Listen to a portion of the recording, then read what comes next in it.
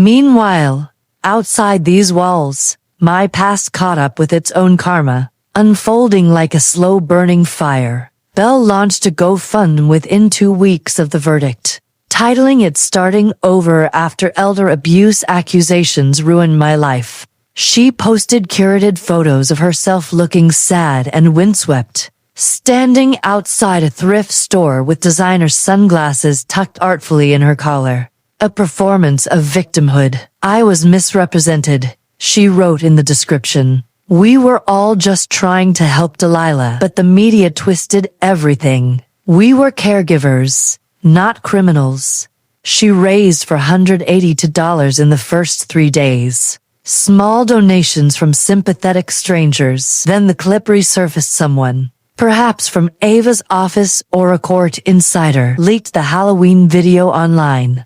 It spread like frost on a windshield, viral across Twitter, Reddit, even TikTok. Suddenly, Belle was no longer the misunderstood daughter-in-law. She was the woman who mocked her sick mother-in-law on camera, then begged for money with feigned innocence. The backlash was swift and merciless. Her GoFundMe was flooded with comments mocking "the elderly isn't cute. Belle, Delilah the mummy? More like Belle the bully. I hope your costume keeps you warm when karma kicks in."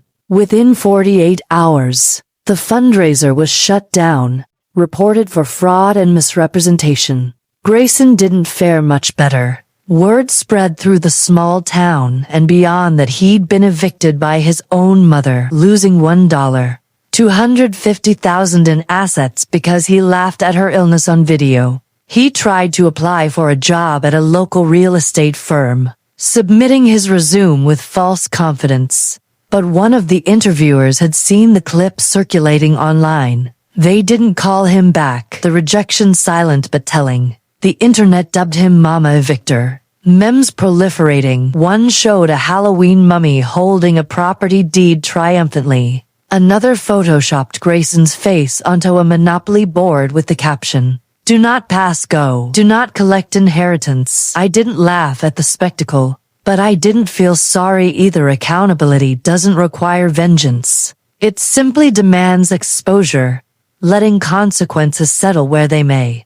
Like snow blanketing the ground back at the Maison of Quiet Courage. We were preparing for the depths of winter, stocking firewood, insulating windows, knitting scarves in vibrant colors to ward off the gray. I taught a few women how to make pecan pie from scratch, the nuts crunching under knives, the filling bubbling sweetly in the oven. One of them, a sharp-tongued former librarian named June with a wit as dry as autumn leaves, offered to help catalog my journals. We turned the upstairs study into a library not of fiction or classics, but of testimonies, handwritten accounts of abandonment, recordings of gaslighting conversations, court documents, screenshots of cruel texts, photographs of changed locks and mocked costumes, all filed, time-stamped, preserved for posterity. We called it the Room of Remembering, because forgetting is how abuse survives in the shadows,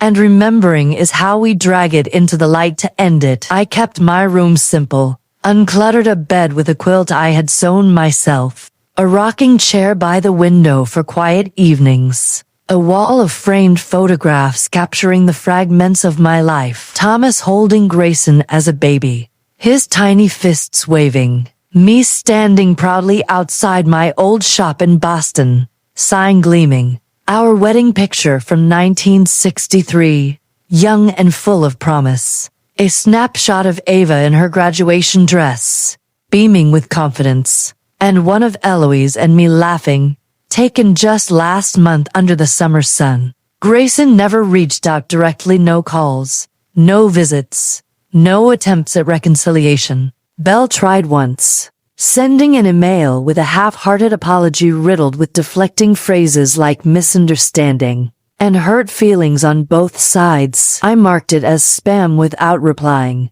because closure isn't always a door swinging shut with finality. Sometimes it's simply walking into a new room, turning the key behind you, and realizing no one else holds a copy, that control is yours alone. The last night of autumn, I sat on the porch with a blanket over my knees and a mug of tea steaming in my hands. Snow had not yet come in earnest, but I could feel it approaching. The wind carrying the scent of forgiveness, not the kind bestowed on others who don't deserve it, but the kind you grant yourself after weathering the storm. As I looked at the lights glowing in the windows, heard the laughter from inside, the women who once thought they had no place left to go, now finding solace, I whispered something I hadn't said aloud in years. I am home, and this time, no one could lock me out. No one could erase me. She was young, early 20s,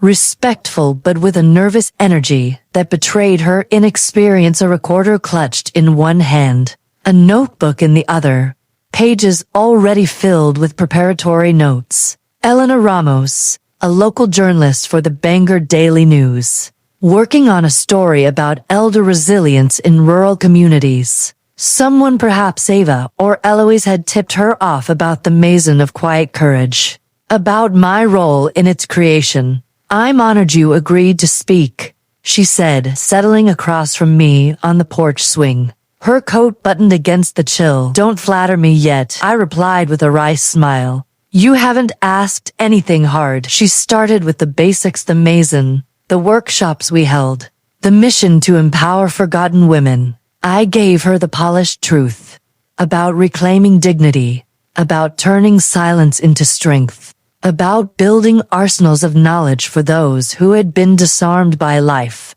Then, softer, probing, do you ever think about your son? About Belle? I sipped my tea, the warmth spreading through me. Every time I smell bleach and feel nothing but indifference.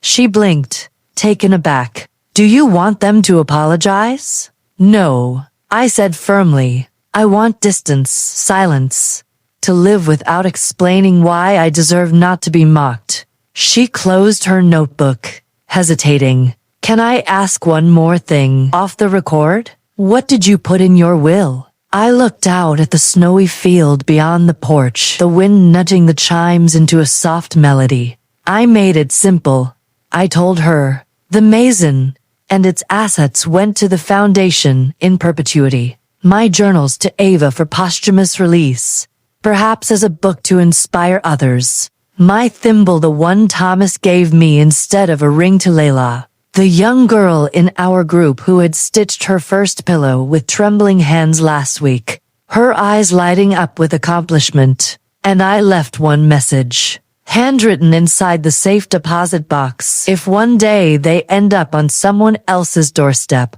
knocking with apologies rehearsed like lines in a play, I hope it's not the door of another mother who knows how to keep records, who won't be fooled twice. Elena sat silent for a moment, then whispered, That's the coldest and most powerful thing I've ever heard. It's not cold, I corrected gently. It's clear. There's a difference, one born of fire, the other of ice. She left soon after, her steps crunching in the snow. Her article was kind when it published, titled The Mother Who Refused to Disappear.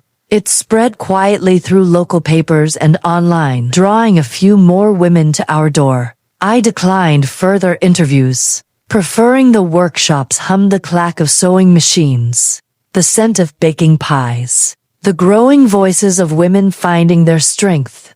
Sometimes the phone rang with unknown numbers. I never answered. Once, a voicemail from Grayson, his voice cracked and uncertain. Mom, I don't know who I am anymore. I thought I knew, but I don't. I miss something. I don't know if it's you or just the way things used to feel. No direct apology, just vague regret. I deleted it not out of spite, but out of clarity, because sometimes the kindest thing you can do for someone who's lost is not hand them a mirror to see their reflection, but let them wander without one, discovering alone what they truly are, what they've become. That winter's last snow blanketed the house like a well-kept secret, soft and enveloping. I stood at my window, sipping tea, watching the path disappear beneath the white, and thought, I am not erased. I am rewritten. And every word, every chapter is my own. Thank you for listening to my story. If it made you think of your own mother, or what silence can carry unspoken, then I've said enough. But if you want to hear more stories, true stories told from the quietest women in the room, the kind they thought would never be spoken aloud, subscribe to Grandma Truth Stories. Because revenge has no expiration date, and sometimes the softest voice remembers the longest, echoes the farthest.